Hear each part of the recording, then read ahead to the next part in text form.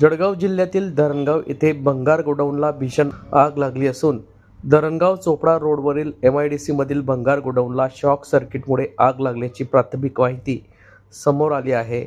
आकाशात धुराचे लोट व आगीचे लोट उसळल्याने परिसरात भीतीचे वातावरण पसरले होते। शेजारीच महावितरणचे 132 kVचे सबस्टेशन असल्यामुळे सुदैवाने मोठी दुर्घटना टळली। धरणगाव, अमंडेर आणि एरुंडल येथील अग्निशमन बंब घटनास्थळी दाखल झाले असून अग्निशमन दलाच्या पथकाकडून ही आग विझवण्यात आली आहे। आज दिनांक 17 फेब्रुवारी रोजी दुपारी 2 वाजता ही माहिती माध्यमांना प्राप्त झाली असून धरणगाव येथील भंगार गोडाऊनला लागलेल्या आगीत मात्र मोठा नुकसानीचा अंदाज हा वर्तवण्यात येत आहे।